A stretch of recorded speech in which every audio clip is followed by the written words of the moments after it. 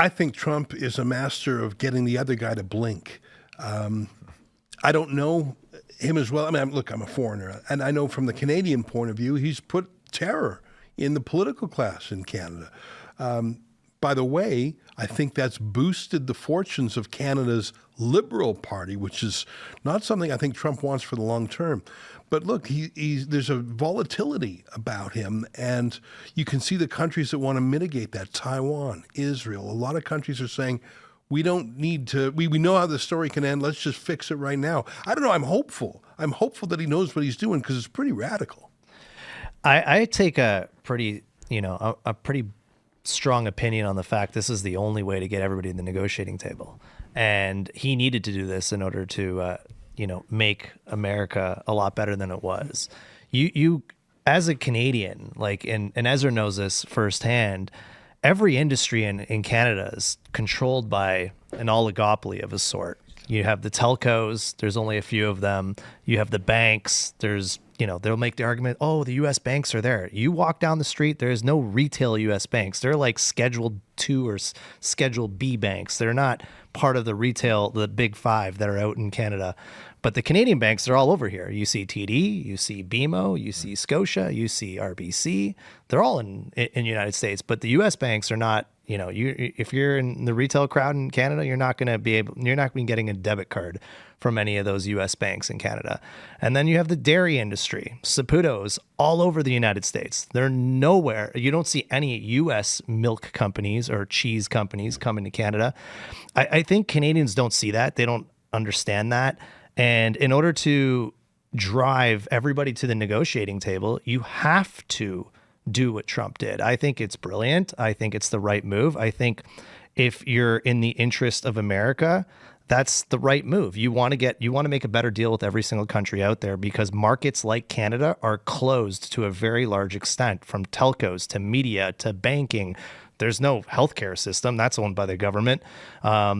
Even as small as dairy, well, not small, but even the dairy industry and the food industry is so regulated in Canada. U.S. companies aren't there. So this gives the opportunity for America to make better deals for the American people. And I think it brings a lot back home to America. It's good for America. It's not so good for the rest of the world and not so good for the very rich. I have a question then. So you said, do more countries need to come to the table before they start negotiating? Is that something he's looking to do all at once, or is it not something that they can handle one country at a time, one negotiation at a time? From what I can gather, he's not looking to do things individually. He's looking to get a bunch of countries to the table. And actually, we've got a bit of audio and video from Scott Bessent, the Secretary of the Treasury. He was on Fox News, and we'll go ahead and play that now. Let me jump this thing up. And Larry, I can tell you that there are 50, 60, maybe almost 70 countries now who have approached us. So it's going to be a busy April, May, maybe into June. And Japan is a very important military ally. They're a very important economic ally. And the U.S. has a lot of history with them. So I would expect that Japan's going to get priority just because they came forward very quickly. But it's going to be very busy. And if President Trump, again, gave himself maximum negotiating leverage, and just when he achieved the maximum leverage, he's willing to start talking. Yeah, and so apparently Netanyahu was at the White House today talking about the tariffs as well.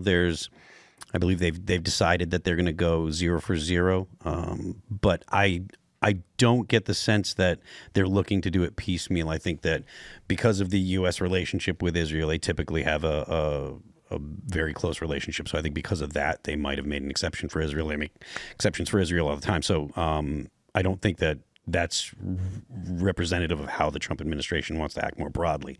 And he believes with large-scale leverage right now that he has the ability to do this, which is why I think the media, at least the corporate media, is working so hard to put pressure on them by announcing the downturn in the stock market and all these things, because it's bad for globalist interests. Thanks for checking out this clip from Timcast IRL. Make sure to watch the show live Monday through Friday at 8 p.m. Subscribe to this channel and we will see you all there.